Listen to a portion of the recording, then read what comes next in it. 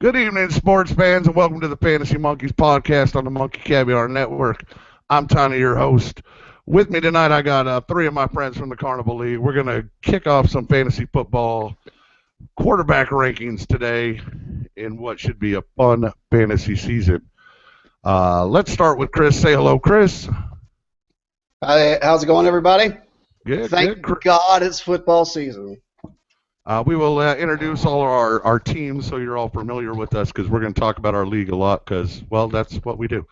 Also with us next on my screen is Mr. Shropshire. Shropshire, say hello to these fine people. Good afternoon, evening. It's nighttime, so I hope everybody's having a good night. And we are 2 weeks away from football season. Can't feel any better than that. Well, it's already preseason. Shropshire, can you hear me? Yes, sir, I can. Very happy to be part of this. I can't wait for the football season to start. All right, so that's us, and we're going to start here with a little introduction of our fantasy teams before we get on to the whole ranking of the quarterbacks. We'll start with myself. I'm our fine commissioner of our league, a two-time champion, 4 Shiva Bowl appearances in a row. Like most of you, we all love the league. We all, the Shiva Bowl is the Shiva Bowl. Our trophy is the Matty Shiva. So as you can see, I also hold the record for win streaks at 8. A very humble champion. Humble. Often loaded on Sunday, which is very true.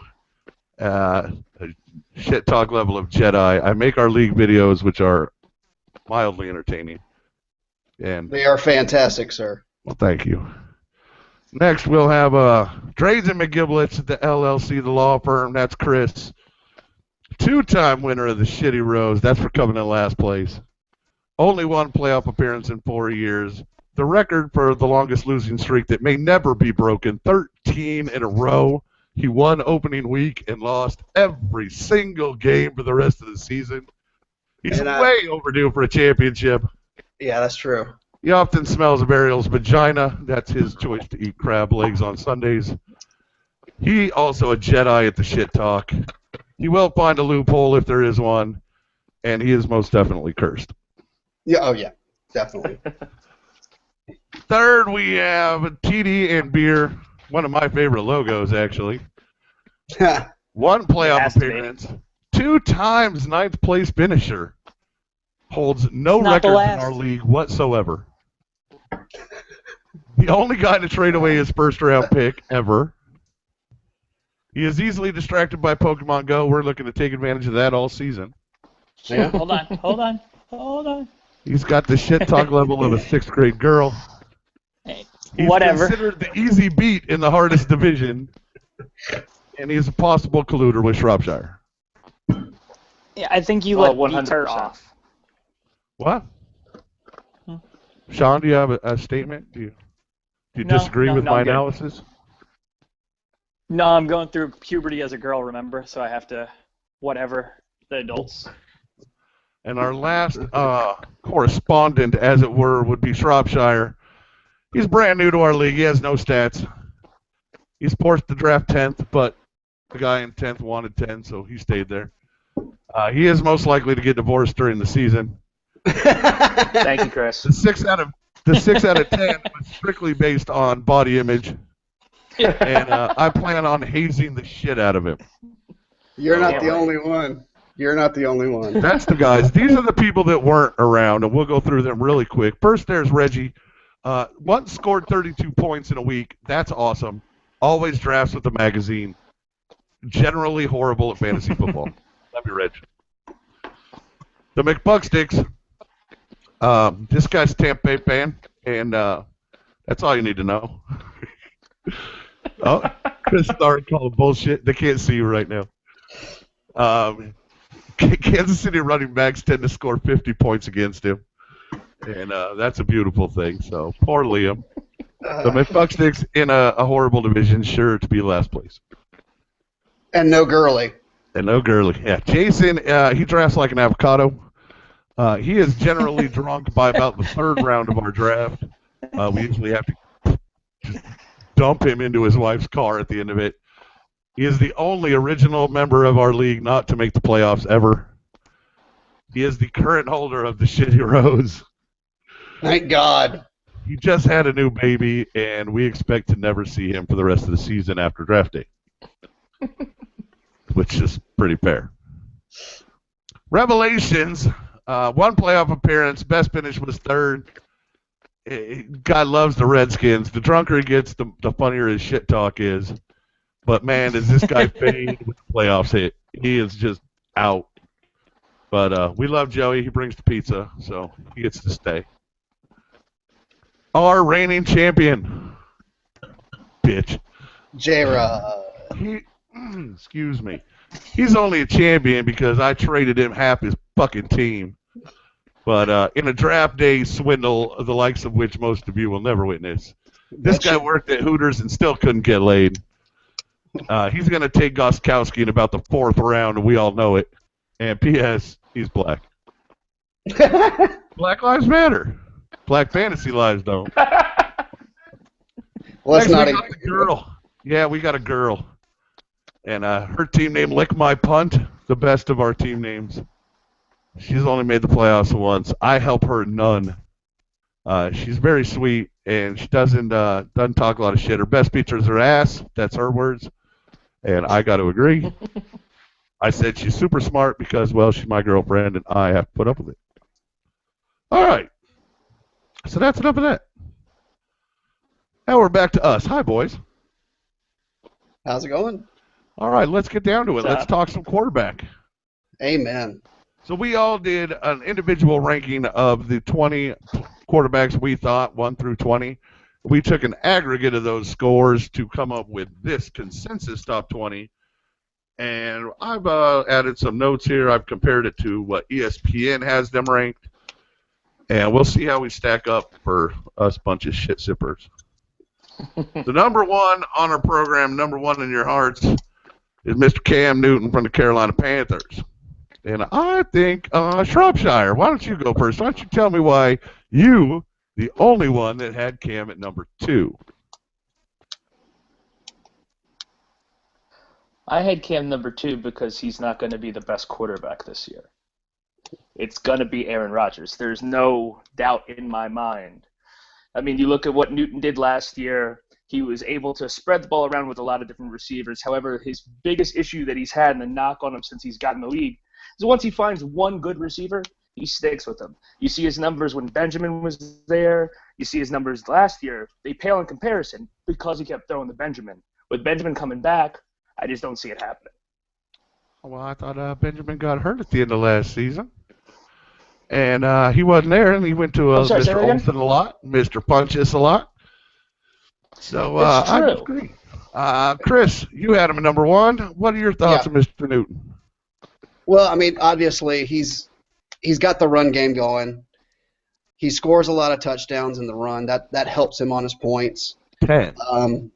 Yeah, they've got a big defense, so it's not going to provide him a lot of opportunities as far as scoring this year, but I still think that because of the run game, because he runs the ball, because he scores those running touchdowns, he's gonna be number 1. He's got Kelvin Benjamin coming back, so that's a big threat, and I just think he's gonna be number 1.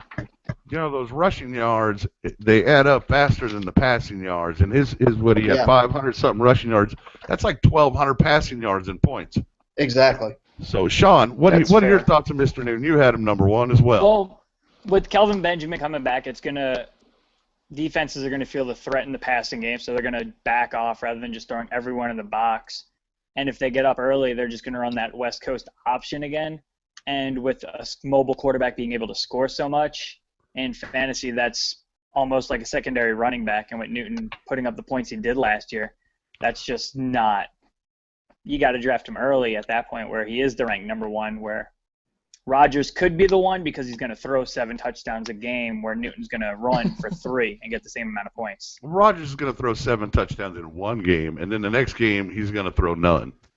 And 4 picks. So, but no, I like Cam. I'm not going to draft Cam because I think it's too pricey to take him in the top 2 or 3 rounds. I don't think the numbers will be the same as last year. I think there's going to be a little bit of a fall off. Only because the defense is so good in Carolina that I don't think that the need to score 30 points is going to be there every week. I think they're going to be able to win with 19s and 20s, and that's going to keep him from putting up the 30 points that you really want from a fantasy number one. Exactly. All right, so not bad. We all kind of agreed. Yeah. All right. Except for Quarterback number Shropshire. 2. Yeah, except for Shrop. Quarterback number 2 in our rankings is Aaron Rodgers of the Packers. Shropshire had him number 1. The rest of us had him number 2. The pretty much cheesehead. consensus pick. Wait a minute. I wanted to see them stats again. The standout stat with Rodgers is the 8 interceptions to 31 touchdowns. It's a miraculous ratio. He's fantastic. What are you going to do about it? Shropshire, why number 1? Why do you think he's going to get better than Cam's 8 rushing touchdowns or 10 rushing touchdowns? I mean, just the way he plays. Personally, I just like this style of playing more in terms of a fantasy setup. I mean, this year, going into the league based on 2015 total defense, they have the easiest schedule. And Rodgers has always been better when they can set up the rush. They're going to set up the rush with Lacy. He has Jordy back, which makes the offense a completely different entity than it was last year. And you look at the difference that he was able to do last year, 31 touchdowns to 8 interceptions. He got sacked, 50 times? His line is getting better. Everyone thinks about his line being awful. But last year, based on grades, his 2 guards were ranked in the top 6 in 2015. It was his outliers, his tackles that were doing terrible. But now the whole team is back healthy. And they've actually had more snaps together as an entire line over the last 3 years than any other starting line in the NFL. All right, fine stat. Look at you doing some research.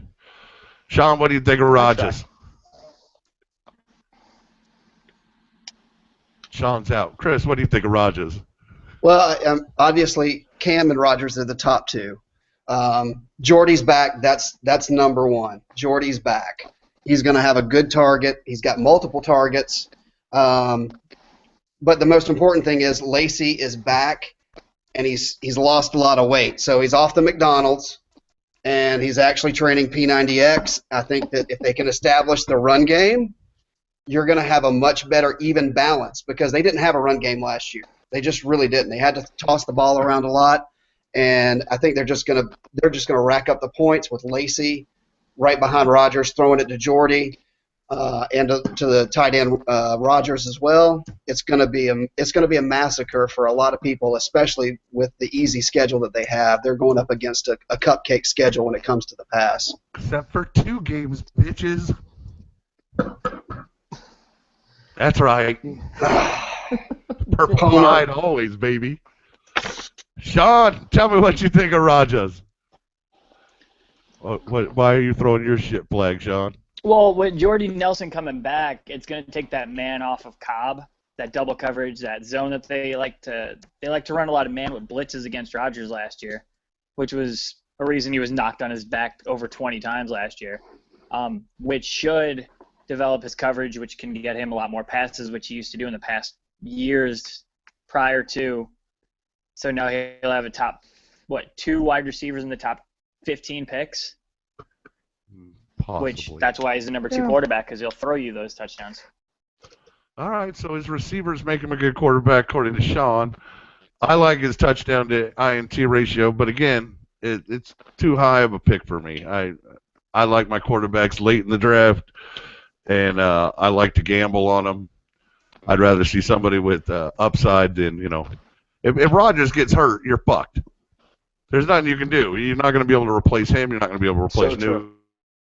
Right. You're totally screwed. Yeah, Where if I have Tannehill and he goes down, I don't give a shit. I can pick up anybody off the waiver wire. Right, but if your philosophy is that you want the points on average, Cam and Rodgers, they can go early, and I've seen them go a lot, in the first, second rounds in some of these mock drafts, because there are guys that believe in that, and that's their philosophy. So if that is your philosophy, take them, because you're going to get those 350 points or whatever, 370 points. He averages about 20 points a game. That doesn't suck. And, you want at least 16 out of your quarterback. That's where I set my bar.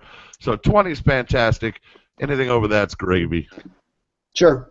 Well, Jason's the only one who goes off the quarterback philosophy, and he's never made the playoffs. Yeah, well, he'll pick Cam So in the how's that first fly? I round don't like know. he did. I mean, Rebels, hey, Joey went Peyton twice, so in the first round. So Because for he's our Papa listeners, John's. Let's be real.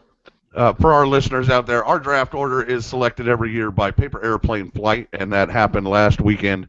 And yours truly got the number one pick, and the rest of these shit sippers are somewhere else. You can call bullshit all you want. I got the pick. either way, it's bullshit. Whatever I get, it's going to be a wonderful addition to the Stone Yoda, and I can't wait. All right, let's move on to number 3 so we can burn through this. We'll get through this All sometime right. this weekend. Andrew Luck of the Indianapolis Colts, our pick for Bounce Back Player of the Year. Last year he had some injuries. Awful season. 55% completions last season. Horrible crap. The year before that, I rode him like a stud all the way into the championship game where he shit a brick for me and cost me my title. I should have had 3 in a row. But I like Luck this year. I'm a big fan. I had him. 0.17 points. 0.17 points. Something Yeah, like that. it was shit. I had him ranked 3rd. Chris had him 4th. Sean had him 4, and Shropshire had him all the way down at 5. So let's go with the hater. And Shropshire, why the Andrew Luck hate? It's not so much hate. I think he will be the bounce back quarterback of the year. I don't think he's going to be the best bounce back player, but that's a whole other entity. You look at his numbers, even his miraculous numbers that he put up a couple of years ago. I mean, they are the norm for your upper echelon quarterbacks. I mean, the way I ranked out these players, I mean, you have the 1, the 2, the 3, the 4, and so on, but I just did it in tiers. I think Andrew Luck is the beginning of the second tier of quarterback. I just don't see what he could do. I mean, granted, he has Ty, and I've read some reports that Moncrief is now going to be getting more targets, and they're going to try to get him into the system more, and he has Kobe Fleener, who I think is a big sleeper pick and tight end.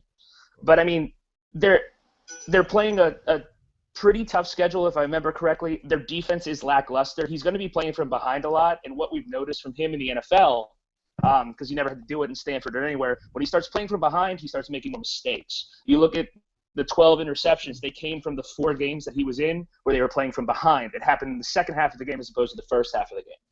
And I just foresee that happening more and more this year in the first quarter, second quarter, and so on, as opposed to just in the second half, because I think their defense has gotten worse, in my opinion. In the games he did play, he averaged 18 points a game, and that doesn't suck. But No. there was a low game of 8 points and a high game of 27, so he's not crazy, but he is going to give you 0 rushing touchdowns. It's not going to happen. No. I disagree with you on the receivers in Indianapolis. I think they're middling receivers at best, and I think that's what's keeping him from being an Aaron Rodgers. If he had a couple, one really stud wideout, it's not Ty. Ty gets hurt every year. He's not. Moncrief hasn't been consistent over a 3-year period. So I don't see Luck having the weapons to move into that top tier with Cam and Rodgers. Chris, any thoughts? Well, the one thing that hurts Andy Luck is he's got Methuselah as a running back, Frank Gore. They don't have a run game. I mean, let's be honest. They don't have a defense either, so they're one-dimensional because, number one, they can't run, and number two, they're playing from behind all the time because their defense isn't strong. But Andy Luck is a great player. I think that he's going to have to throw the ball, so you're going to get the volume, so that's what puts him up into that echelon of those top 3, top 4, because he's going to be throwing the ball all over the yard. What round do you draft Luck? See, I agree with that. I think he's going to be throwing the ball too much, but that's my opinion. It's just going to be too much. There's going to be too much room for error. I don't think he's the most consistent quarterback out there. But you're also going to get. Hey, hold on. Pat Boy, did I ask Chris a question and did you interrupt? Yes, you did. Now let the boys talk. Oh, I'm sorry, sir. Chris, I asked you again, and I'll repeat myself. I don't even remember what I asked. What round do I draft him? Yeah, what round do you draft Luck? I mean, I could see Luck going in 5th or 6th round. In our league? Yeah. Wow. No, earlier. All right, Shropshire. You wanted to open your big gab. Open it up. What round would you draft him in? No, I was All right, he's Andrew Luck. I mean, I would 5 or 6. 5 or 6. Sean. I mean, that's when I would take him. All right, that's enough. Yeah, Sean.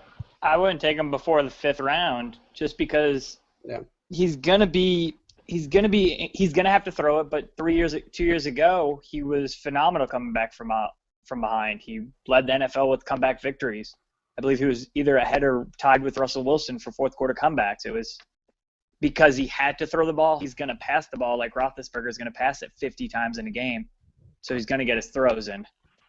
I agree. With the 600 attempts is what we're looking for from Luck, and with the 600 attempts, hopefully you get in a good season 400 completions, and that should rack it up.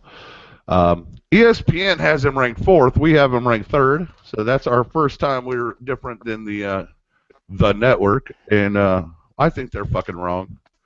So. What would they do to get that job? Yeah, well, they did this, but they did it on with a much bigger audience, and we don't. Let me go really get a shirt and tie on. I'm sorry. You know what they can't do? They can't smoke on the air, and I can. So we're gonna move to. Let's move on to number 4, because this one's. I want Sean's opinion here. Russell Wilson. Russell Wilson. Comes in at number 4. His numbers are up on the screen. 34 touchdowns, 8 interceptions, 1 rushing touchdown, which seems awfully low for him. Yeah, surprising. 21 points a game, and a lot of those come off his feet, and those are great points to get. In our rankings, Sean and Shropshire had him 3rd, I had him 5th, and Chris has him all the way down to 7th. So let's. I want to talk with Sean first, and why number 3, Sean? This is the year that he's going to define himself if he is a quarterback. With Marshawn Lynch stepping out, he doesn't have that high-profile running back that helped him carry him all the way to the Super Bowl and won him a Super Bowl. It's his time to define, can he throw the ball? Can he be mobile? Is he a 5'10" Cam Newton, or is he going to be a bust? What's he going to do? This is the time where he's going to define himself, and from who he is and how he's presented, like college and everything, he says he can step up, so this is where it all comes down to it. It's his turn to see if he can do something. I think every season Russell Wilson gets 4,000 yards and is considered a bust because he doesn't, for some reason, he started off slow last season. His first couple of games really sucked. And he turned it on at the end of the season, and, I mean, he was gangbusters at the end of the season. Yeah, but his low week was... Go ahead. That Pete Carroll option that they ran a little bit at the West Coast was phenomenal, but we don't know what they're going to do with the running back situation now. Right. They don't have an all-pro. The Marshawn disappearance is going to hurt them substantially. Christopher, what do you think of Mr. Wilson? Well, like you were pointing out earlier, in the early part of the season, he really struggled. He was putting up a lot of low-point games, and he really made up in the back end. So obviously Marshawn's gone. They've got Thomas Rawls coming off of the injury. Last year he didn't throw it to Graham a lot, and he needs to throw it to Graham if he's going to get back to that 4,000 yards, because Jimmy Graham's a huge target in that end zone. And Jimmy Graham is unsigned currently, correct? I believe so. 1-year contract last year. I thought he signed. I thought he was getting other offers.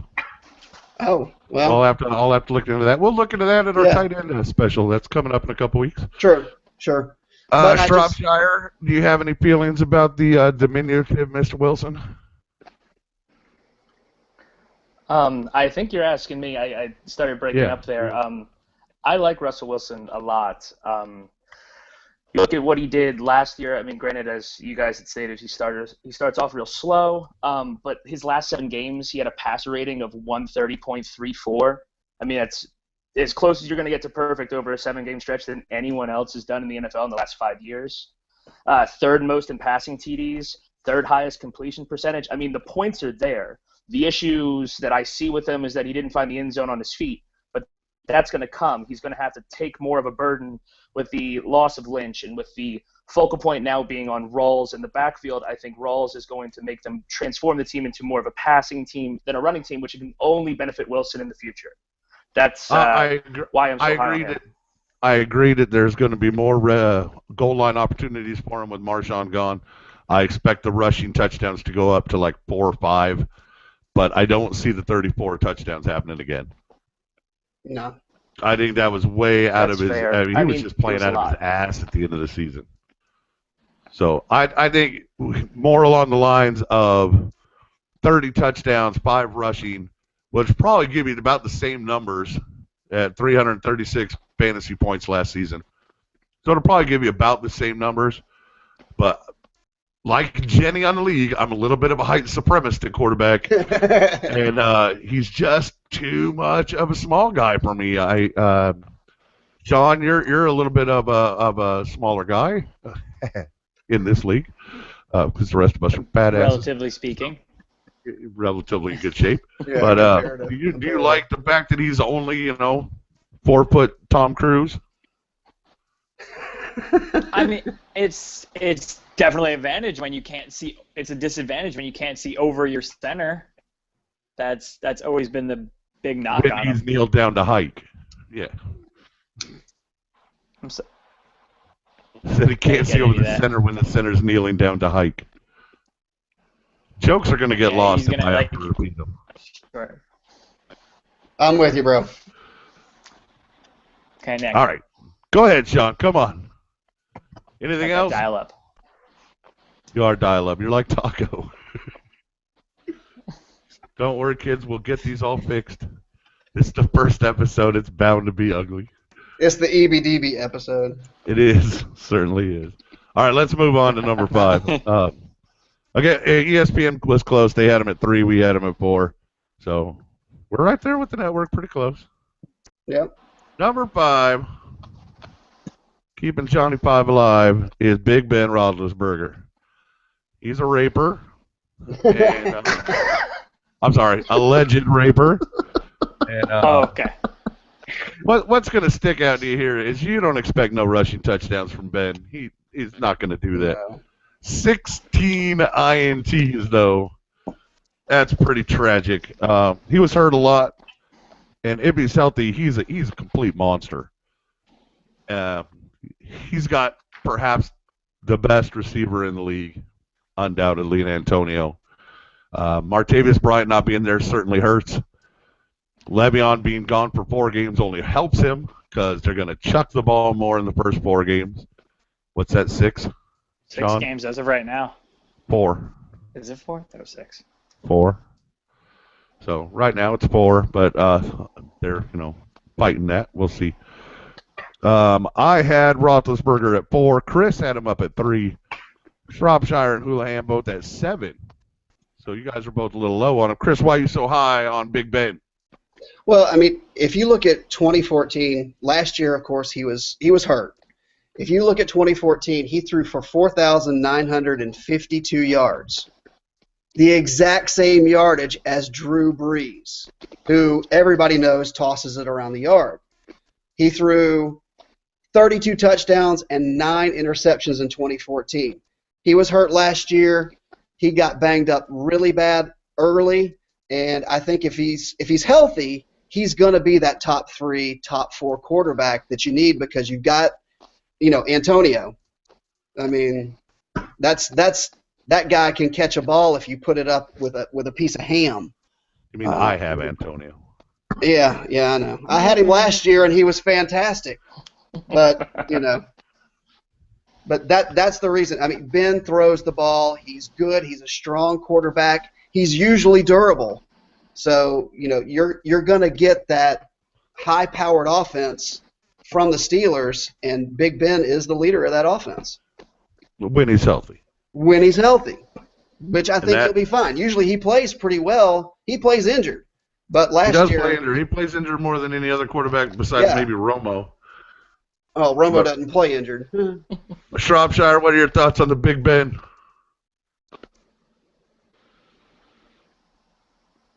Michael.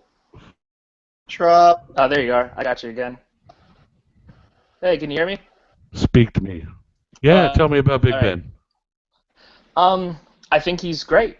I don't have him ranked this high because I just think there are other quarterbacks that will eventually be better this year.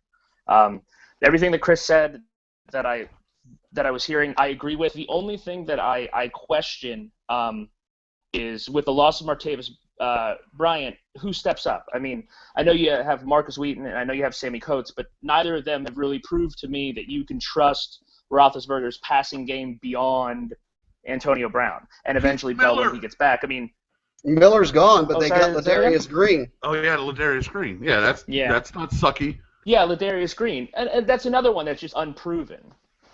I just think there's a lot of question marks to me. That's why I have him ranked so low. I still think he's undeniable. Undeniably rapey. Yeah, that's Ben. I like Ben. I'm gonna have Antonio most likely. So getting Ben makes a lot of sense to me.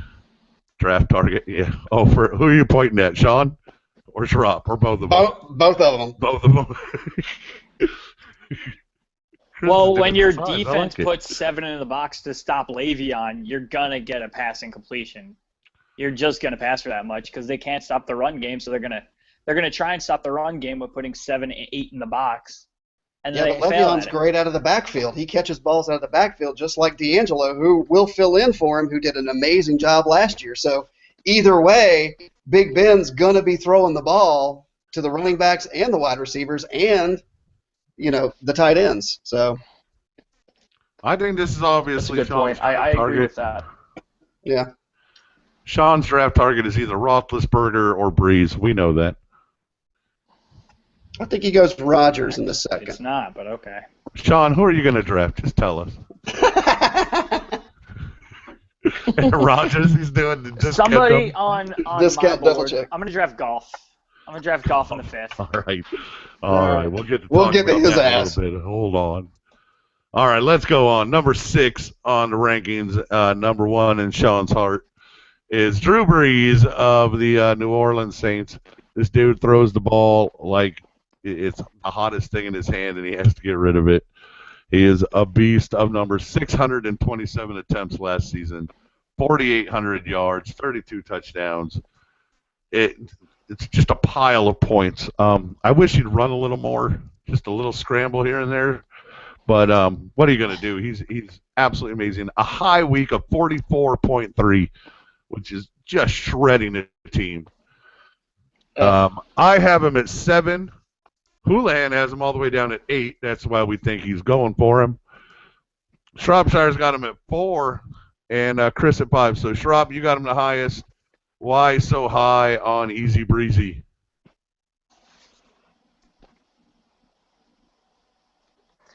He never disappoints. I mean, granted, like you said, you wish he would run some more, but I mean, when he puts up the numbers that he does with his arm, I mean, I looked at it and I was blown away. He hasn't thrown less than 32 touchdowns in a year since 2008. Almost an entire decade of getting more than 32 touchdowns a year. He has the second most attempts, but he also has the second highest completion percentage. And over the last 2 years, he has crushed the competition in terms of yards. He has had the number 1 yards in 2014, 2015, and 2012 as well. 2013, he didn't. I mean, it's just consistency at a high level. I mean, this is the last guy, like I said, talking about those tiers. This is why I have him ranked at 4, and Luck was at 5 for me, is that Breeze is the end of that first tier of elite quarterback, in my opinion. Okay. I mean, just it's consistency, and the numbers are just phenomenal every year. All right, Sean, you got him at 8. Why'd you rank him so low?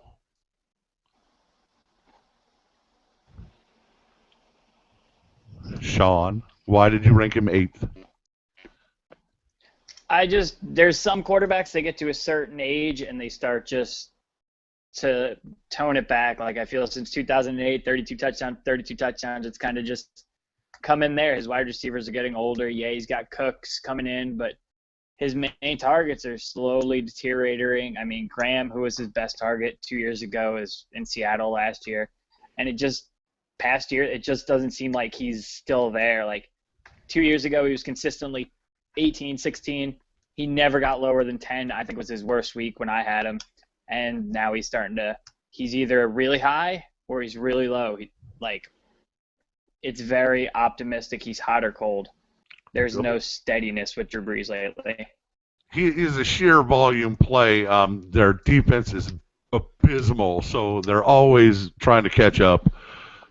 Chris, is there any reason you wouldn't draft him?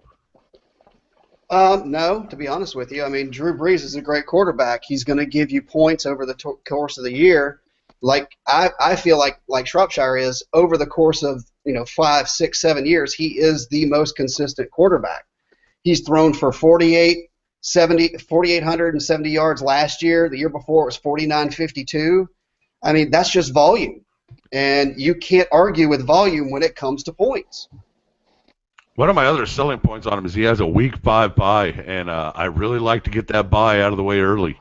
So that's one good reason I would look at him. Just sheer stupidity on my part. I mean, I always pay attention to bye weeks, I guess, but I like to get my players to have their byes a little earlier. I don't want my guys sitting down late in our fantasy season, week 10, week 11, when I really got to win. Yep. Week 5, I can still fucking lose a game and come back. But sure. Week 10 and 11, it gets much harder to go, God damn, I got to sit my number one quarterback. So for that reason, I put him at 7. Maybe a little lower than I should have, but ESPN has him at 5. We put him at 6, so we're right there. He's in that tier. But, yeah, I just had that early bye week's nice. Other than that, I don't like his receivers. I really don't. There's nobody over there that's a standout to me. There's nobody that's even draftable to me, a receiver in New Orleans, and that includes Cooks. I wouldn't have him. He's not Stone Yoda material. Oh, God. Yeah, that's right. They're Stone Yoda material. Ranked number 7 by our dream team, Carson Palmer, the internal one from the University of Southern Cal. What up? All right. I'm the lowest on Mr. Palmer. I have him at 9. Chris and Schraub have him at 6. Houlihan has him all the way up at 5. Here's my thing. Fitzgerald is 100. Josh Brown is tiny. And Malcolm Floyd can only catch a ball if it goes in the air 50 yards. When you have those 3 things going on, get it done. Plus a fantastic defense in Arizona, which means low-scoring games, a really tough strength of schedule for them. Yeah. I don't like Carson Palmer. That's why I put him at 9. Sean, you liked him the most. Why do you have him at 5? Last year he had a great year just because his running backs, they didn't know what they were doing at running back. They had 3 different running backs by week 7, so they're figuring that out. But I feel that they figured out their offense. It seemed like Larry Fitzgerald was coming back, and he's hot stuff again. I mean, yeah, he's 98 years old, but he could have a great season like that again, and he's got Josh Brown that he seems like to throw to last year, who came out of somewhere. So I feel like they're putting together more of a complete offense, and they're looking a lot like the NFC Steelers.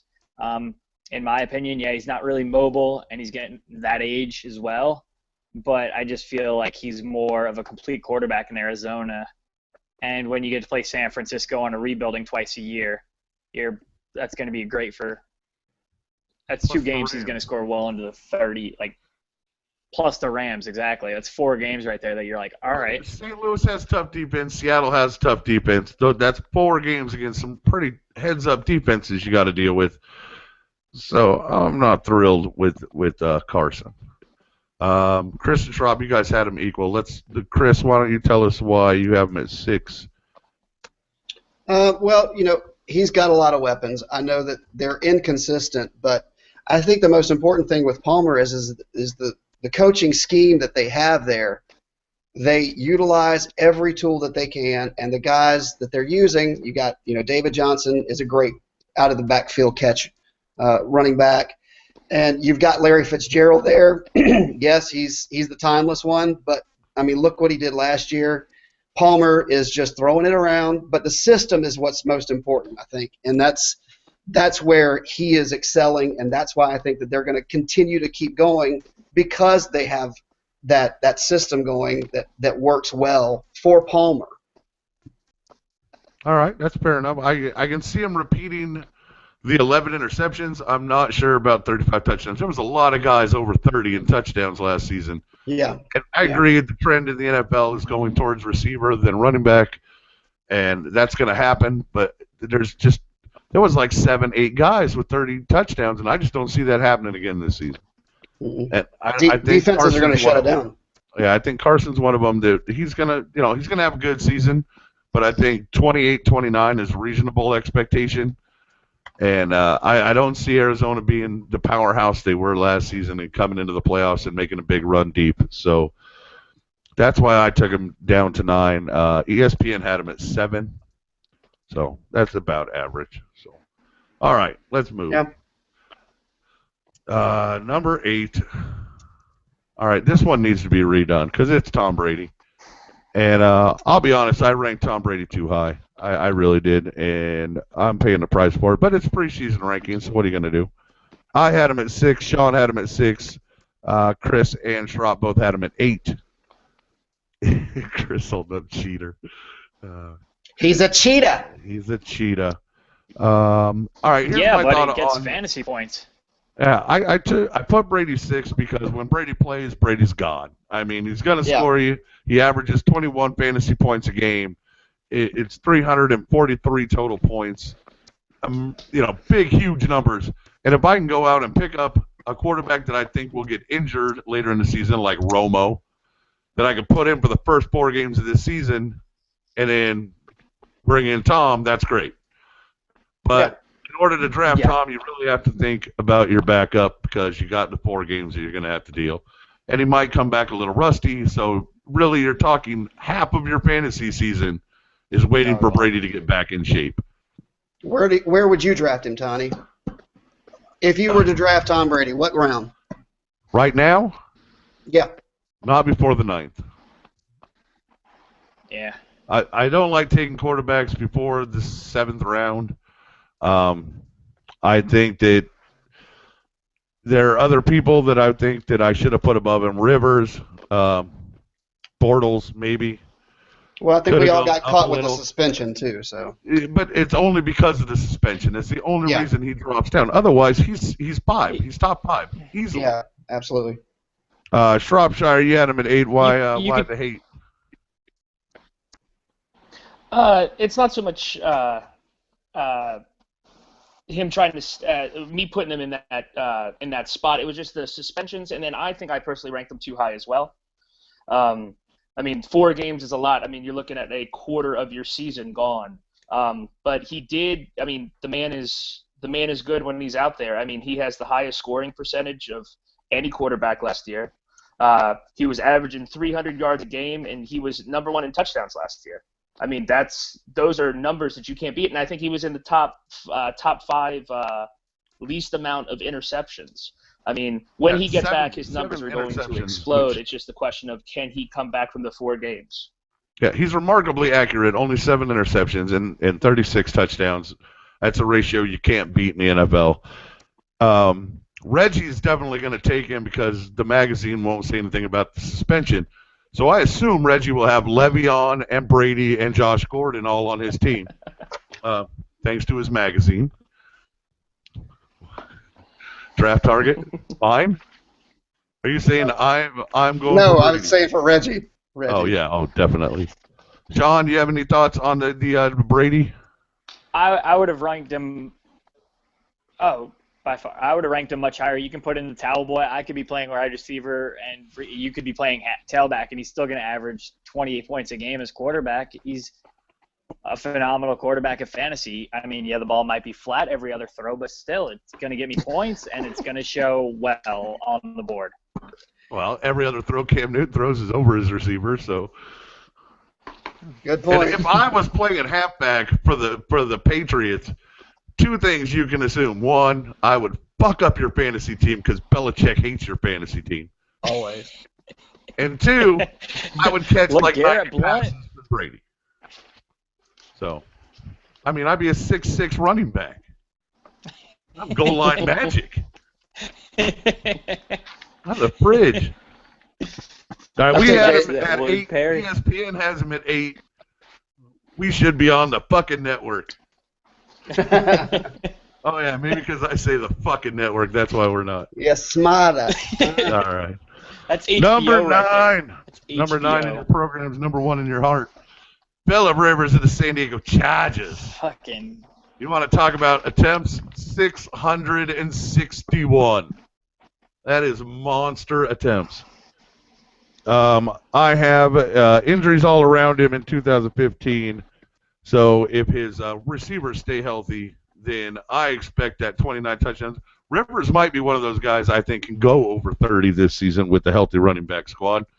Um, I would certainly rank him above Brady at this point, and because I didn't, but I have him at 8. Chris had him at 9. Schraub and Houlihan both at 12. So you guys are way down on him.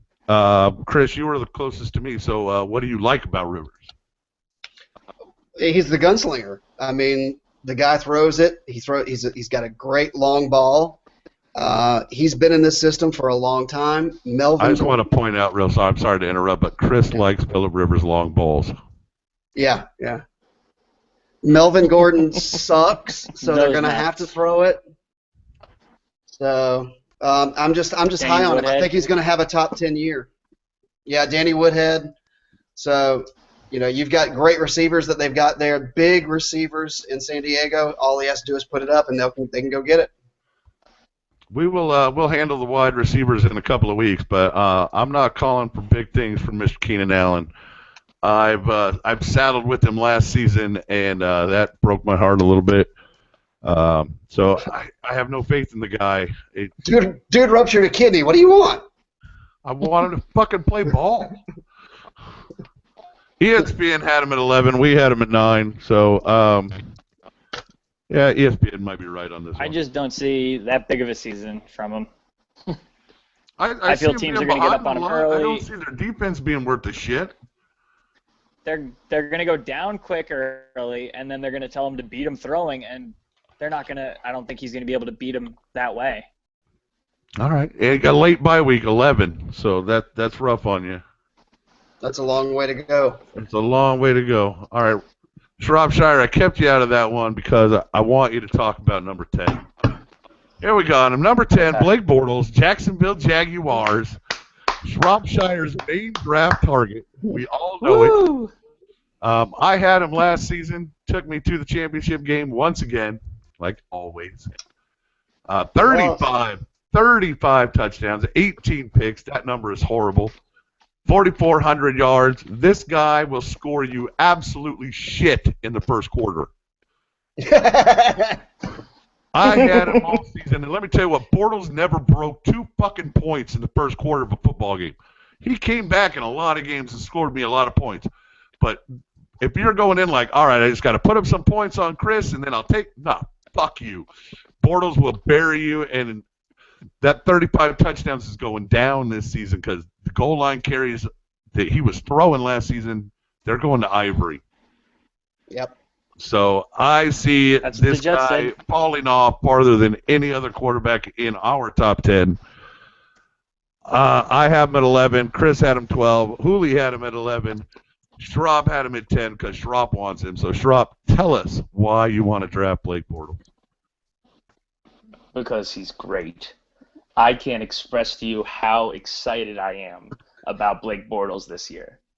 I don't even know how you're sitting in front of your screen without that huge erection knocking it over. Oh, go ahead. Not even wearing pants anymore. Not even wearing pants. Oh, that's awkward. That's awkward. No, seriously, I didn't think we had to wear pants. We had to wear pants. No. No, in all seriousness, I'm with Chris. He's great. If you look at what he has on his offense, he has a top 10 tight end when he's healthy in Julius Thomas. He has 2 wideouts that finished in the top 15 last year who I think will repeat their performances, maybe not in the top 15, but the top 20. You have Chris Ivory, who's proven to be a workhorse on the goal line.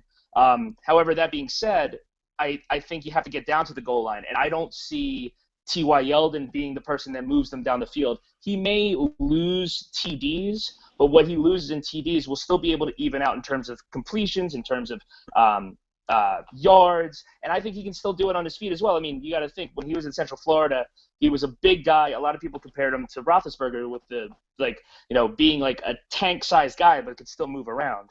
I think you see a lot more of that this year when they have to actually adjust in terms of a run, because I don't think Yeldon's going to do much. I like everything about him this year. He's going to be great. We got it.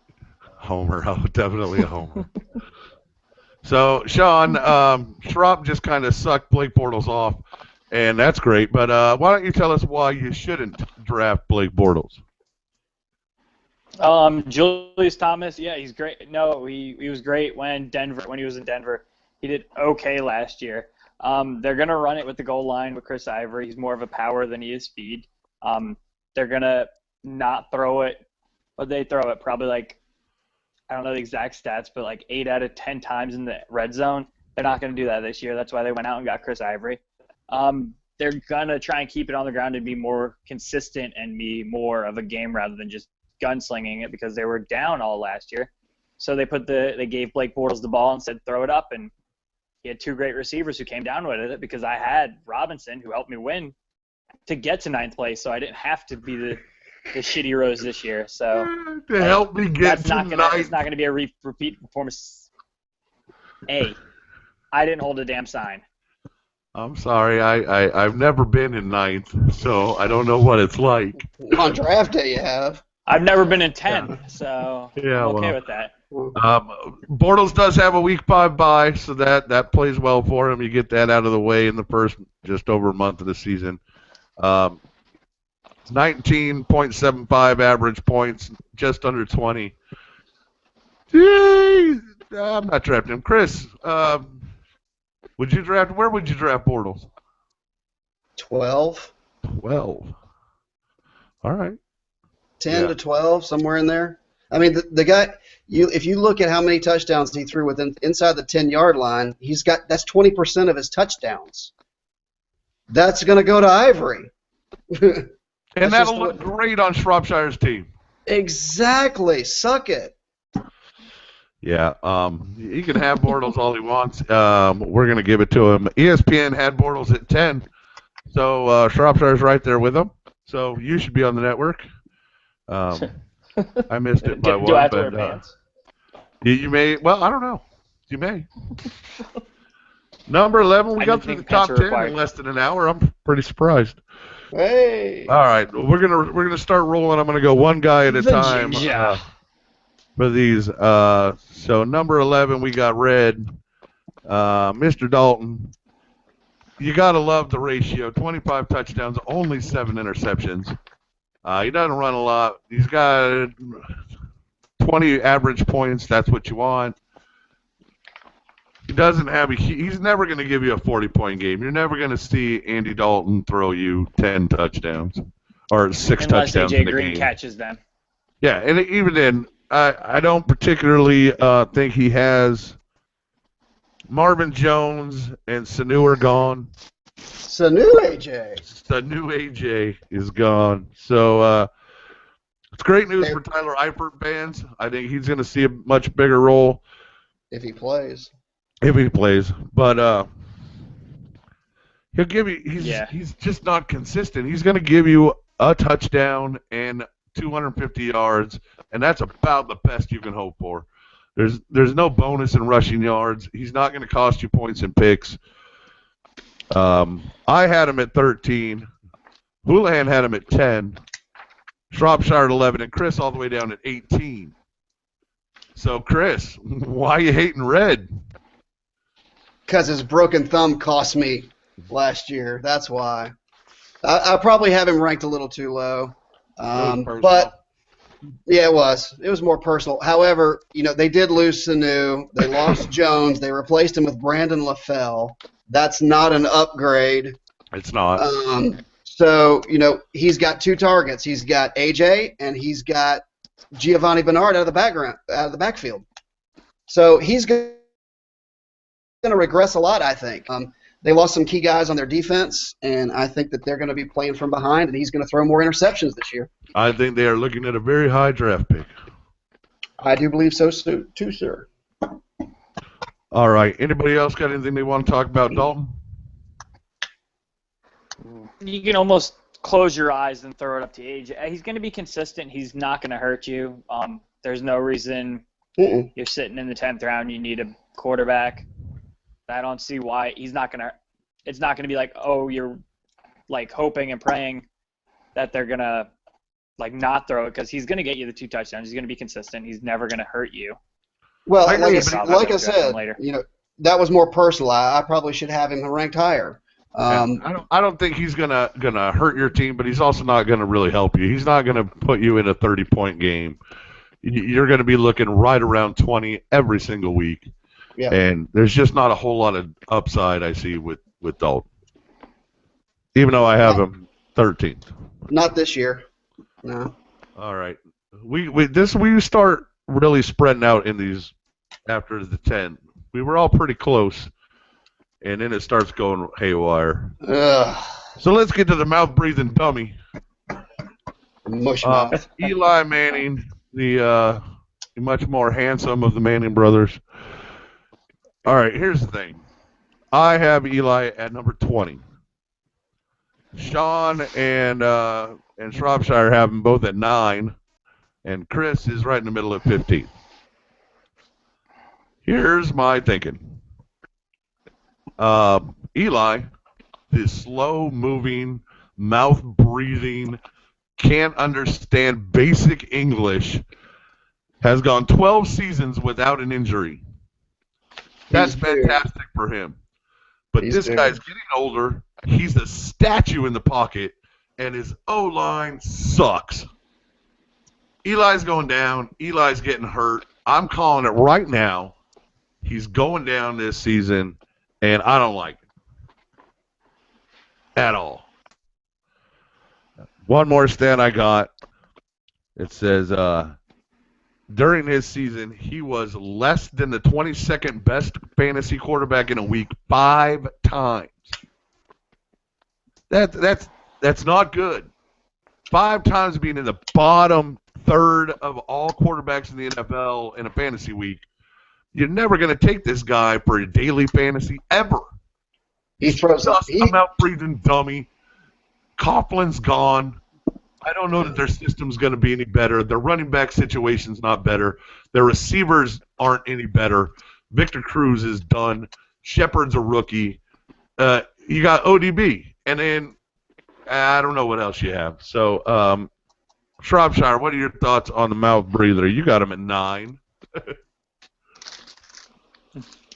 I have him at 9 just based on what you said. I mean, from a different standpoint. I mean, yeah, he's got Shepard, who's unproven. He's got Cruz, who typically tanks. But he does have Odell. He does stand in the pocket. He does take a lot of hits. I don't know if I would drop him too far in my ranking. So maybe 9 is too high, but I don't think I would drop him too far just for fear of injury. The way I look at it is I've never seen a team with maybe sans the Ravens this year that has no direction at running back.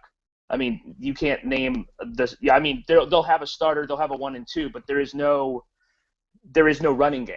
I mean, it's going to have to be Eli if they want to even compete, and they are facing the what is it? I believe it was like the 3rd worst passing schedule, or 3rd best passing schedule for a quarterback. All the NFC East teams have it pretty good this year, and with having a top 2, top 3 wideout at your disposal, I don't see him floundering, barring injury, of course. Fourth easiest. The good news for the Giants is they play in the world's shittiest division with the horrible Philadelphia Eagles, the fucking ramsack Dallas Cowboys, and Washington, who only Joey could love.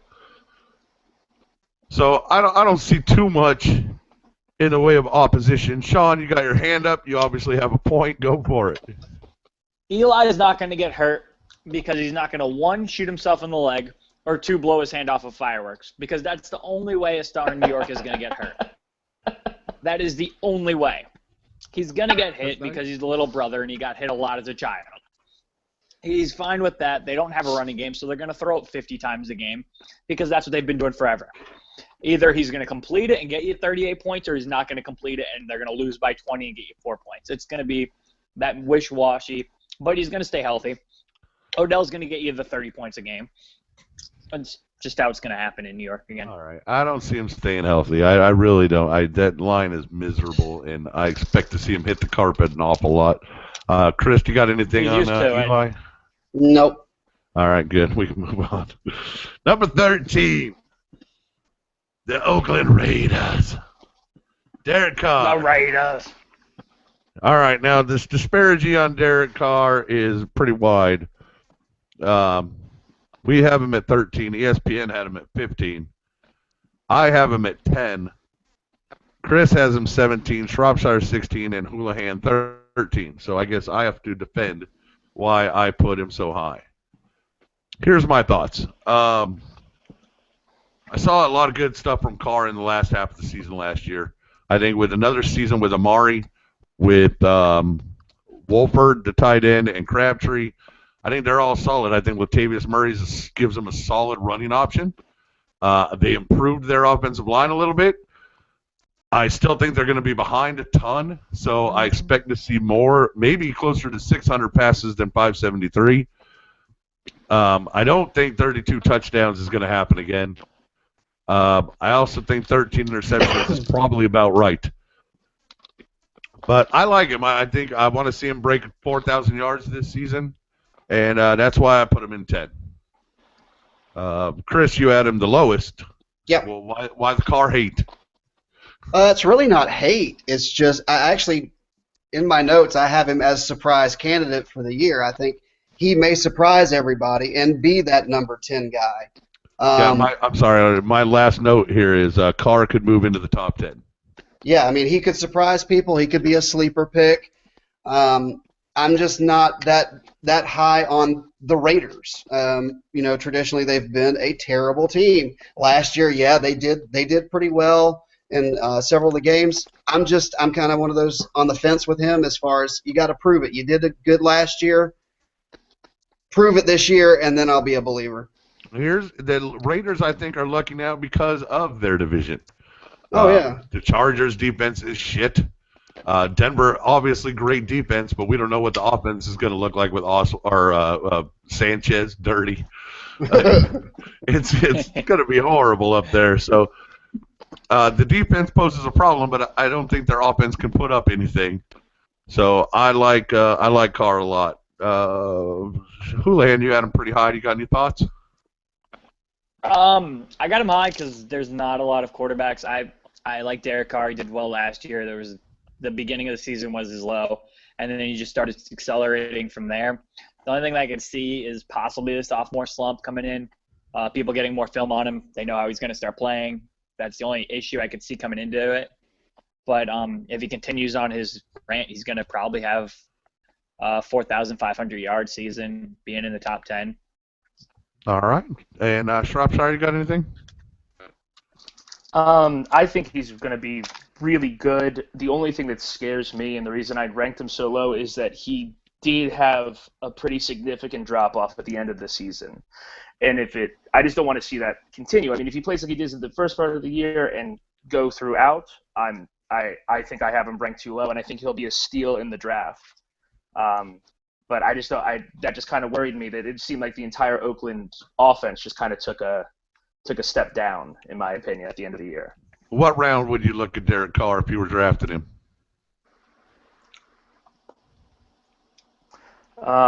If I was going for Carr, I would take him if I could get him in the 11th or 12th. I think he's going to go earlier than that, and I think that's overreach, but it may pay off. But 11 or 12, I'd be comfortable. All right. So far, I've noticed that out of the 13 quarterbacks we've ranked, Shropshire thinks they're all great. He's great. He's great. He's great. He's good. He's great. So I'm really excited to get to one that you think is absolutely abysmal. So maybe it's this guy, number 14, Tony Romo. Romo. All right, we all know Romo on the field, he's a beast. Last season, what are you going to do? It was 5 touchdowns, 7 picks. It's miserable. He still managed to eke out 10 fantasy points a game, even though he had a low of minus 1.76. You don't want your quarterback getting a minus. That's kind of how Bortles starts every game, and that'll be Shropshire's problem to deal with this season. So I like Tony if I'm taking Brady. because I Yeah. can use Romo for 4 games, and then he'll get hurt, and then I'll have Brady, and I'll be okay. But you can't trust Romo to be your number one guy going through a whole season. And if he's your backup, you're stuck in a conundrum that if he stays healthy, you never know when to start him. When you do, he's going to get hurt that game. And he's frustrating he's frustrating as the Dallas Cowboys. And if he goes down, there's always the Cowboy battle cry next year. And that should be the team motto for the Cowboys, because that star, it's not a logo, it's a rating. It's a 1. So, yeah, not that high. I had Romo at 14. Chris had him the highest at 11. Schropp had him at 13, and Sean buried him at 18. Oh. Sean, 18? That's a little low. What is it? The week of Thanksgiving when he's not going to bring you into the playoffs. If you get to the playoffs, if you're trying to do a late playoff push, he's never there for you. So he's good at the start if you have Tony, like you said earlier, if you have Brady as your quarterback, but late in the season, he's never there for you when you need that late season push to help you get over the hump or even into the playoffs. And he's not what you need going for a full season. He's also the reason that Des Bryant is falling off of my draft board. I wouldn't draft Des if I had to. So that's a lie. That's Romo. ESPN has Romo at 13, which is higher than just about everybody but Chris. Chris got the bullshit flag out again. What? What's the bullshit? What? You're just pissed off because he broke his foot when you drafted him last year. Fucking cocksucker. Look, my team last year should have dominated. My team last year from the draft should have dominated. I walked away with Le'Veon and Forte. There's no reason my team should have sucked last season. It's karma. And, it didn't suck. It got all the way to the championship game again. So. Yeah. All right, so here comes number 15. We're almost done kicking it, guys. Good job. Number 15, Matthew Stafford of the Detroit Lions. Late Who's he throwing to this year? What's that? Who's he got this year? Is he throwing to? Yeah. Well, we'll get to that. Our rankings show a lot of disparity here. I have him at 15, which is where he's ranked. Chris has him at 13. Schropp at 14. Sean doesn't have him in his top 20. So let's go to Sean. Why so low on Matt Stafford? Why so low? Because going into last year, he was top stuff, wasn't he? I remember nobody even picked him up at all last year. He was sitting in the dugout all year. Nobody drafted him. With his main target gone, now he's got Golden Tate. Since he's such a stud, he's always been a number one guy. No, Golden Tate's never been a number one guy. He's got no real targets. They don't really have a solid run game. There's no offense there. They don't really have they're basically going to go into rebuilding mode with a quarterback that's still trying to figure it out. Yeah, he threw 32 touchdowns, but he's not going to come into the 25 touchdowns this coming season. I'm going to swap Reggie's draft magazine out with an old one, and it's going to show that the Lions have Herman Moore and Barry Sanders still, and are still a viable squad. But the truth is that living in Detroit makes players retire early because the city is a crap hole, and the team ownership sucks balls, and the Lions are a hard pass on all of their players. If you're drafting a Lion, you're making a mistake unless it's a fucking kicker. ESPN has him at 17. I don't know. Oh, because they're in a dome. Yeah, I don't even know if I'd take their fucking kicker. I'd rather have Blair. No. Sorry, Blair Walsh. You can suck a dick. I can make a 16-yard field goal. All right. Where are we? Oh, I got to change the thing. Sorry. Boop. Number 16, Ryan Tannehill. I drafted him. He was my first quarterback last year, and that was a fucking mistake. This guy could be our bounce-back player of the year. He really could be a candidate. Him and Luck are both very capable.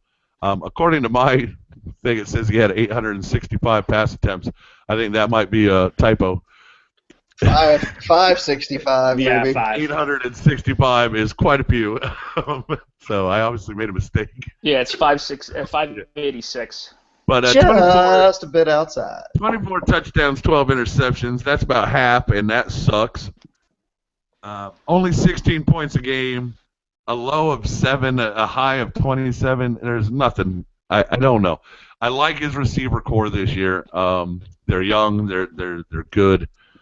And I really think he can do better. I think his touchdown numbers can go up. I don't know that his interception numbers can go down.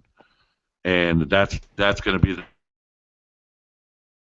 we don't know what it's going to be. We have no idea. Until they name their starter, and hopefully for us it's Arian Foster. Hopefully for Chris it's not. But, yeah. I'll hold up my sign that says, "Fuck you." Yeah, that's what I have. I had him down at 17. Schraub had him at 18. Houlihan had him at 16. Chris had him all the way up at 14. So, Chris, why are you so high on Tannehill? Adam Gass. Young John Cena. Adam Gass. Adam That Gass is the offense. brother of baby. Kyle Gass from Tenacious D, correct? Yeah, something like that. Yeah. You know I don't know music, man. No, but I think Adam Gass is bringing a high octane offense into the Dolphin territory. Tannehill's got weapons. He's got Parker. He's got Landry. Yeah, Landry. Sorry, yeah, because I had him last year. But you also have the running back situation. Now you've got Arian Foster. He's coming out of the backfield. He's a great pass catching back. So I think Adam Gass is the reason why Tannehill's going to do much better this year. Plain and simple, it's coaching. That's good. Shropshire, you had him the lowest at 18 by the hate.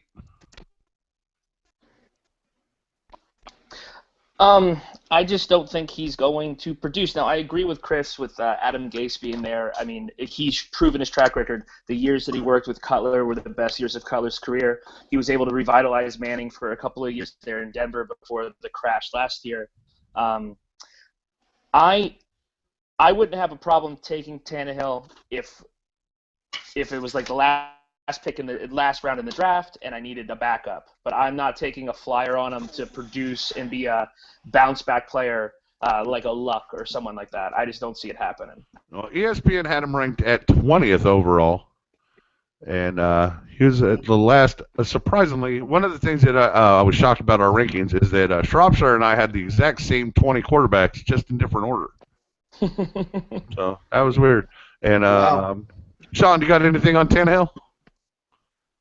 He looks like John Cena's little brother. He does kind of He's look not like gonna John produce. Cena. All right. Draft him, J-Rod. Draft him, J-Rod. Dear J-Rod, he looks like a wrestler. He'll be great on the Hyper Warriors. You should take. You know what? I'll take him and trade him to you. Never mind. I love trading with J-Rod. It makes me so happy. Number 17, Matty Ice. I had Matty Ice at 19. Shropshire had him at 20.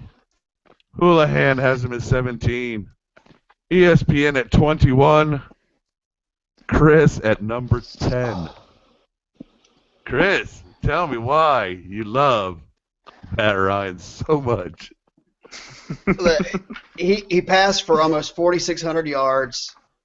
They had a terrible season. Matt Bryant was playing on the offensive line in the fourth quarter of some games.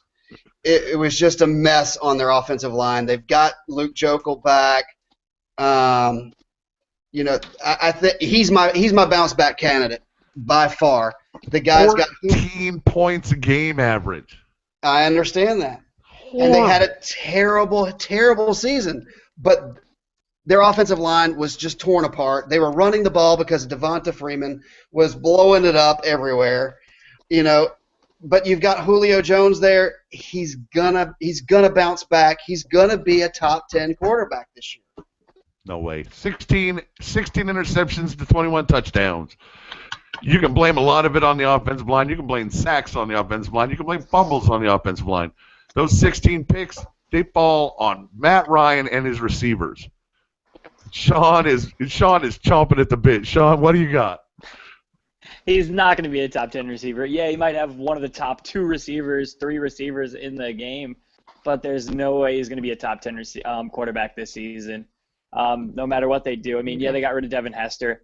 That could be good. That could be bad. That might hurt their starting field position at the beginning, but I don't see him coming out and doing gangbusters. He might be 15 at the best by the end of the season, but I don't see him top 10 at all.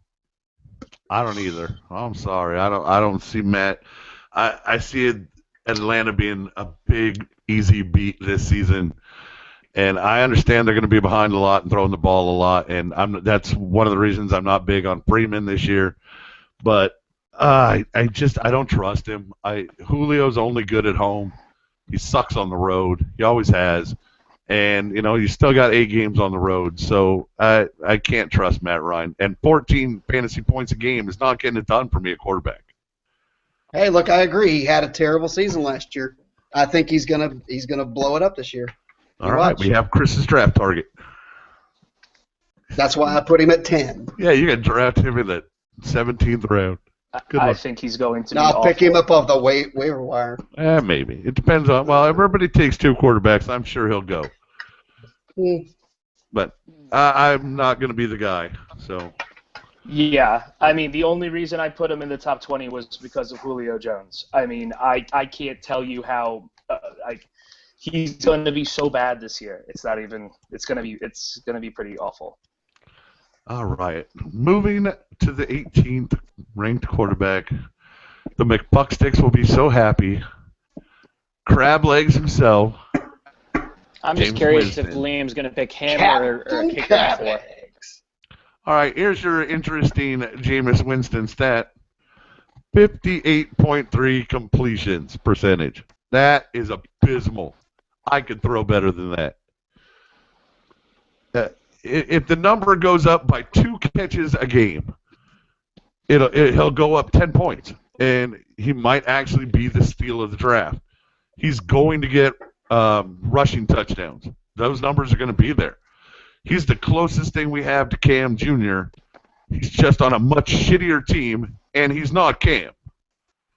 So I like Winston as a backup, and not if I have like Brady or somebody, if I have Rodgers or Cam, or I'm going to get a good backup to back him up just in case.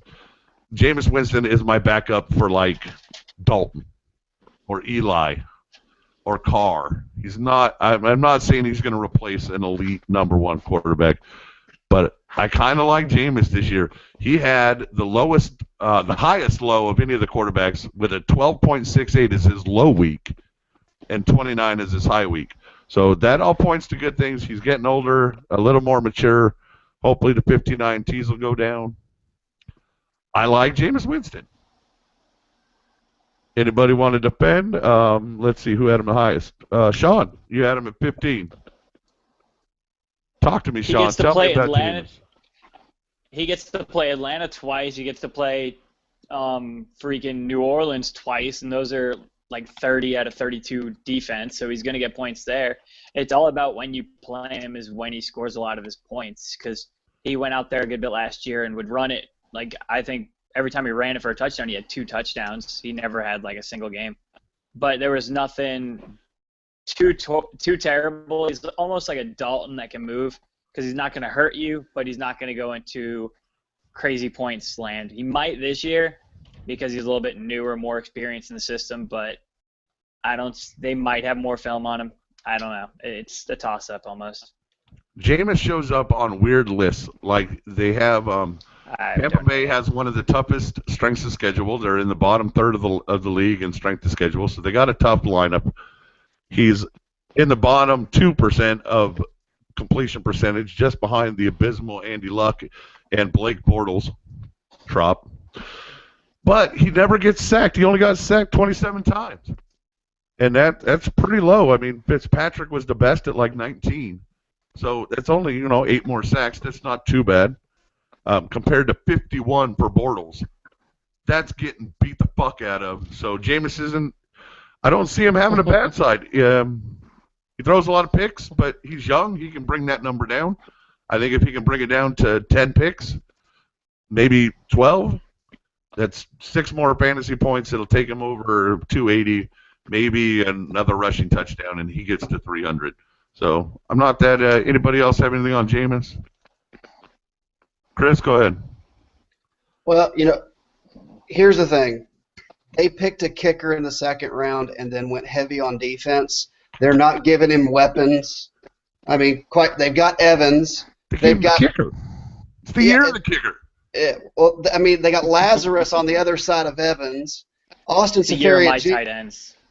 Austin Safarian-Jenkins is the Ryan Leaf upcoming candidate for this year. All they have is the muscle hamster, and they got Jameis. And hardest schedule against wide receivers in the league. Suck it. Yeah, ESPN had him at 19. We all had him in our top 20. I had him at 16. Chris had him at 20. Shropshire at 17, and Sean at 15. Excuse me.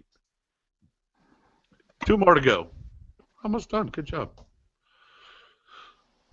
Tyrod Taylor. I don't have any nicknames for him because he plays for Buffalo, so I never fucking watch because it's Buffalo. Where players go to die. But I got to say, 20 touchdowns to 6 interceptions. He did not play the full season, but, those aren't bad numbers. 568 rushing yards, though. That's a shit ton of points. That's 56 points that nobody else had, or that most quarterbacks don't have. You can take him over Tannehill, Ryan, Palmer. So many quarterbacks above him don't have those kind of rushing yards. He did have a low ceiling of 9.42 and a high of 29, so he's not breaking the world. He's not getting over 30, but he's not minus 1-2 like Romo. I like Tyrod for the legs. I don't particularly like the division they're in. I don't particularly like his team. I don't like the talent he has around him. And I'm not going to draft him, but I kind of like him, I guess. I don't know how to say that. Anybody got anything on this guy? Buffalo has ranks 28th strength of schedule against quarterbacks, and Buffalo is the place where fantasy players go to die. C.J. Spiller, among others. LaShawn McCoy. Oh, yeah, Shady. I forgot about Shady. Yeah, exactly. Everybody did last year. Because why? He's in Buffalo. All right, so dig this rankings disparity. I had him at 12. What? I have him at 12. Schraub had him at 15. Chris doesn't have him in his 20. Sean doesn't have him in his 20. And ESPN has him at 12. I could be on the network. I like him. I like him. I just don't like the talent around him. No, if he had better receivers and an offensive line that could open holes for Shady, then I would draft this guy in a heartbeat based on the rushing numbers and his ability to throw the ball. 20 touchdowns to 6 interceptions is a great ratio for me. The way I look at Come on. The way I look at Tyrod Taylor is everyone's talking about Matt Ryan. We were just talking about him. Tyrod Taylor had 1 less passing touchdown and did it in 2 less games. If you're looking at Matt Ryan to be someone that you're going to pick as a backup, Tyrod Taylor has to be in that same conversation. I think he'll be a better backup. Average points per game were 19.32. That doesn't suck. No, it doesn't. It's not at all. Clearly, it's a higher average, and that's where your rushing yards come in because the kid can run. Yeah, I think it's a one more season of wait and look and pray that something happens at receiver via trade or next season in the draft. If they can upgrade the skill positions around him, I think this guy can have a good run in Buffalo. Maybe not a Jim Kelly-esque 4 Super Bowl losses, but they're Buffalo. The ceiling for expectations is so low. Like, it's just, if you can get 4 people to come to a game in Buffalo, it's like a victory. It's surprisingly lower than, say, Tampa Bay. Yeah, well, Tampa Bay sucks too. Can't all That's why be they play purple games and around. beautiful, babies. So yeah, Minnesota players. By the way, we're getting a bunch of shit on in some of these groups about how much Vikings fans are homers, and I gotta say, we haven't had a good team in about, I don't know, fucking 20 years. So let us enjoy the fact that our defense is actually good and that our quarterback isn't making a buttload of mistakes. I don't care if he's not a fantasy quarterback. Teddy Bridgewater's getting the fucking job done. You can hand the ball to Adrian as good as anybody else. All right, that's the. Sorry.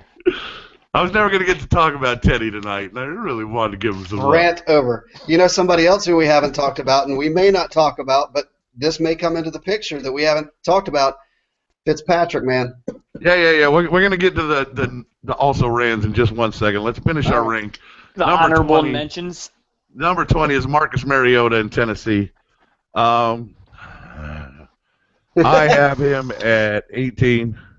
Chris had him at 16. Schropp 19. Sean doesn't have him because he gave up spots for weirdos, but we'll get to those in a second. All right, 16. Schropp, what do you think about Mariota? Yes, sir. Yeah, I'm talking to you. Oh, you guys cut out on me. Can you hear me? Delay. Maybe that's what we'll change his name to. Delay. I don't like Mariota this year. I put him in the same column as like a Matt Ryan. I think that he's got more upside than Ryan, which is why I ranked him higher. I don't see it. I mean, he had that one amazing game at the beginning of the year last year, he threw 5 touchdowns, and then so that means over the course of the next 15 games, he threw 14 touchdowns. Right, 35.92 was his high game, and 4.76 was his low game, and that's a pretty fucking low game. Yeah. Yep. He missed 5 games last season, but he is more experienced. Oh, that's right. He has bad offensive line. They're not very good. He's got better receivers than Tyrod. I'll give him that. ESPN had him way up at 16, where Chris has him. Chris, one more? He's a week 13 bye. That's danger time for the playoffs. I mean, I could never trust this guy to be my number one. Chris? No, and I don't trust him to be a number one either. He's a great situational player. For your fill-ins, for your earlier weeks, their strength of schedule is pretty beneficial, if I recall correctly. They're 9th against the quarterback for this year, and you got DeMarco Murray in town. They're going to be handing the ball off. You're going to see him hand the ball off a lot, which is going to open up those passing lanes because they didn't have that last year. I mean, they were plug and play when it came to running backs last year. So. I think you're going to get more consistency with the running game. That's going to help him in the passing. But again, he's not a number one quarterback. He's a situational fill-in, based upon a great, playing up against a shitty defense. With the late bye week will play into being a number 2 for you because when your number 1 has an earlier bye week than 13. I mean, fucking everybody should have an earlier one than that. Right. So yeah, he'll be able to fill in for you. He's going to be there. And in week 13, you shouldn't be using this guy. You should have another number 1. Absolutely. Sean, why didn't you put him in your 20? I just don't feel he's there. I don't think he's out of our list. I feel he's a backup. Even in people who have 12-team leagues, he's a backup at best. You look at the list and he doesn't even it's just you look at the list over and over, and it's like there's guys who are going to be a backup and be more consistent as a backup to play in that week 6, week 7 matchup rather than the late push or anywhere. I just don't see him as a fit anywhere on a team. Yeah, he'll put 35 up 1 week, but he's going to put up more considerably than that. All right, so we got Mariota as a solid number 2 that you can use in an occasional spot start, but I really wouldn't go into your full season having him as your number 1 guy. I think you can do way better. A couple of guys that missed our list was number 1, and Kirk Cousins. If I had to re-rank my list now, I might throw Cousins a bone. I like what they got going on over there. I like Matt Jones a lot. The receivers don't suck completely.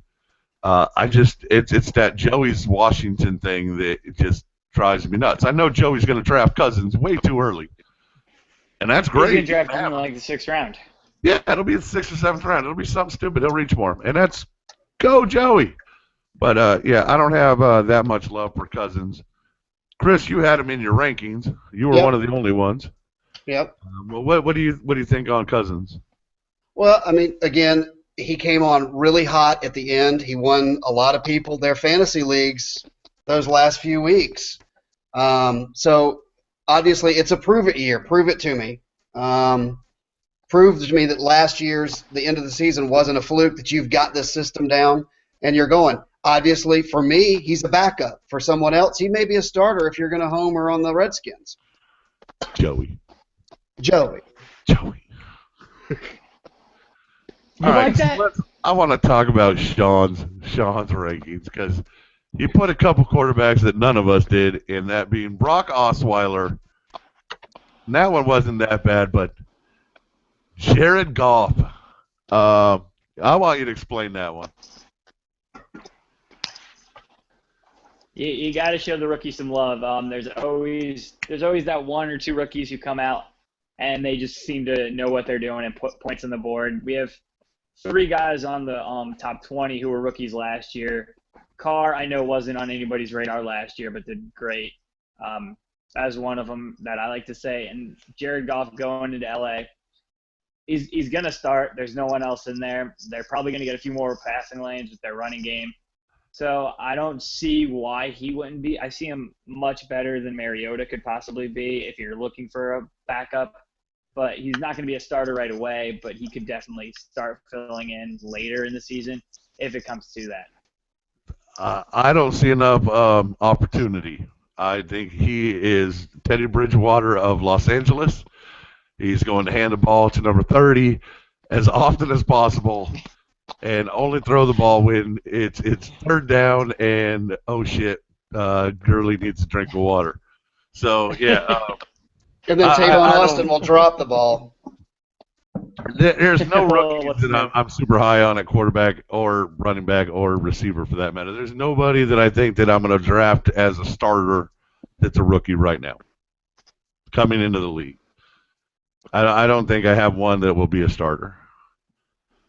But so that was our first Fantasy Monkey podcast.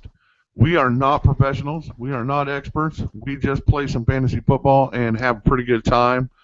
I hope you find it entertaining because we're having a good time. They're going to be long because we're ranking a lot of people, but we don't have to do the whole league next time. So next Tuesday we'll be back here at 11 o'clock with our running back rankings. We're going to do the top 30, and you guys will need to turn those in by Saturday. And Homework. that'll be good. I'm going to hit everybody one last final thought on their quarterback situation. Sean, why don't you kick us off with your question is, what is the earliest round you should take a quarterback outside of the top tier? Cam Newton, Aaron Rodgers.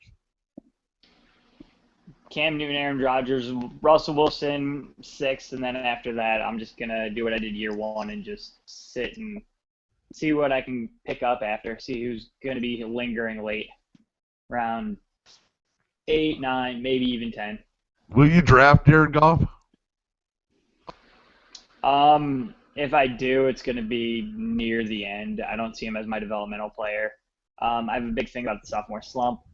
So if I do, it's going to be super late. I might pick him up off the waiver when weeks come around like I did with Carr this past year.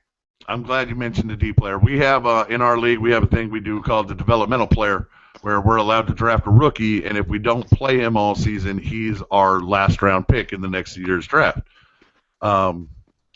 Some good players have gone on to be D players and stayed on lineups. Most don't. I don't have one this year, but Chris has Jay Ajayi from the Dolphins. Sean has Kevin White from the Bears. And Shropshire gets nothing because he's fucking new. So Suck it. he gets nothing. Shropshire, you're going to get your Gets a final dick in the thought in here face. next. So I want from you, I'd like to know, who are you going to draft to back up Blake Bortles? I'm sorry, say that again, sir? Who are you going to draft to back up Blake Bortles? To back him, I would pair of probably. pants. Check your bye week. Yeah, just a change of pants is all I need. I thought he'd already known this for his Bortles love that he's got. To be perfectly honest, I would go with Tyrod. Just based on the workload that he gets, I think he's a plug-in and play type person for a bye week or a couple week injury. All right, that sounds good. Chris, what are your final thoughts on the quarterback situation in general? Well, I mean, you've got the top 2-3 guys, and then it's everybody else. So, you've got to draft accordingly. If you want that high end quarterback, Cam, Rodgers, go early and go get them. Otherwise, you can sit back a little bit, wait till the 5th round, 6th round, start taking those guys like Big Ben, Luck, Breeze, Russell Wilson. All right, you know that I'm a guy that's going to go back and look this over a million times and tell you all the things you did wrong later on in the season. So let's end our rankings episode with one quarterback at a bold prediction to make the top 5. Let's start with Chris. Repeat the question. I didn't hear you. Broke up. Your bold prediction for a quarterback to make the top 5. Matt Ryan. Matt Ryan. Shropshire, bold prediction, quarterback to make the top 5. Blake Bortles. Yes, Blake Bortles. This microphone is Blake Bortles. Just suck his dog over. John, bold prediction for which quarterback will make the top 5. Not golf. Maybe Carr. I like Derek Carr. That's a lovely choice. I'm going to go with Teddy Bridgewater. You I'm going to go homer. with Jameis. I'm going to go with Jameis Winston. Captain Crab Legs in I'm going to go here. with Crab Legs to get the points to make it into the top 5. I think with his legs he can help. So, yeah, Jameis Winston to make the top 5. These bold predictions have brought those to kind you of by legs in nobody. If Florida. you want to be our sponsor, give us some fucking money. All right, that's it. We're wrapping this up. This is going to be the end of week 1. Everybody say goodbye. Bye, everybody. Later. See you next week. All right, until next week, love many, trust few, and do harm to Bye. no one.